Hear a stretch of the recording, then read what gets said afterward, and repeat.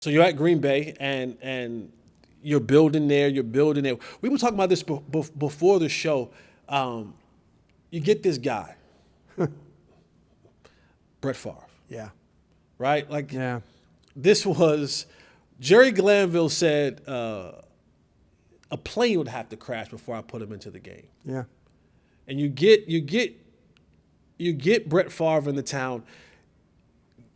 What was the behind the scenes inner workings of That was crazy. of bringing Brett Favre from Yeah. Atlanta to Green Bay, and then what was seen, right? Because his quarterback coach at the time was who was shoot, I just drew a blank.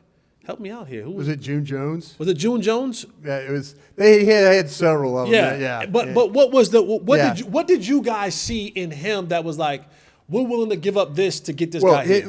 His quarterback coach in Atlanta, for us, it was Steve Mariucci. Steve Mariucci, that's what I'm I meant. sorry, I Steve thought you were Mariucci, talking about No, Atlanta. Steve Mariucci, Yeah, yes. Steve Mariucci. Mariucci, really, it was Steve Mariucci. We had a hell of a staff. You had Steve Mariucci, John Gruden was on that staff. We had Steve Mariucci, Andy Reid was on that staff as well. So, yeah, we had quite a few of some really bright guys. The thing about it was this was actually Ron Wolf, my boss, who Ron had worked for the Raiders forever. He worked for Al Davis for over 25 years. He got away from the Raiders, went to work with Dick Steinberg at the Jets. Ron was evaluating quarterbacks at the time for the Jets, and then he got the job. That's how he got the job with the Packers as the general manager. But when he was working on the 91 draft, he wanted them to draft the Jets to try and draft Brett Favre. But Ron's best friend was a guy named Ken Herrock, who was the general manager with the Atlanta Falcons.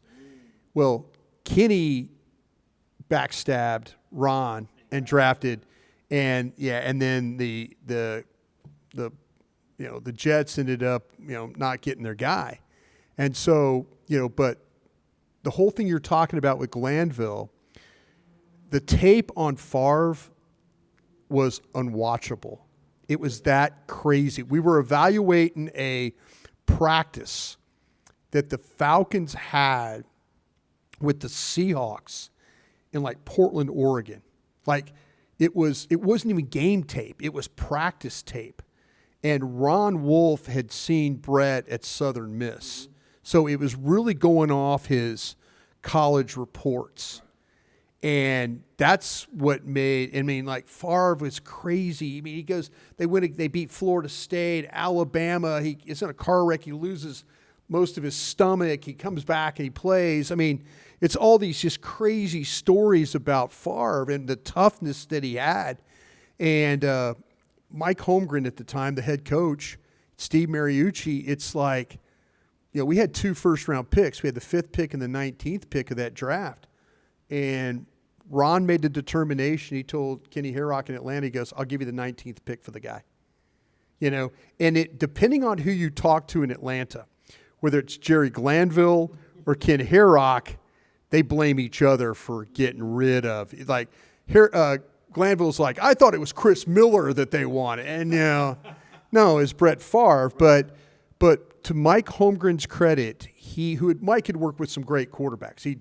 Steve Young, and he'd worked with some great quarterbacks in that San Francisco Bill Walsh system. So he knew but he trusted Ron.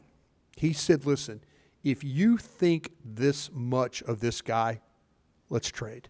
Let's do this. And really, because the film was terrible, and we were all like, and I'll never forget, like when we made the trade, talking to people in Green Bay, and all they heard was the negativity. And I really couldn't say anything about it. I was kind of like, they weren't lying. Right. It was, there was pretty crazy.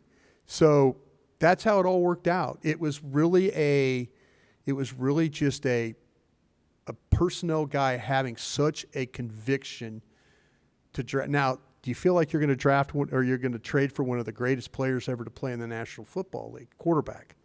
I don't think we went in there with that, right. But I'll tell you what, it gave us credibility because Sterling Sharp was Sterling was on the team.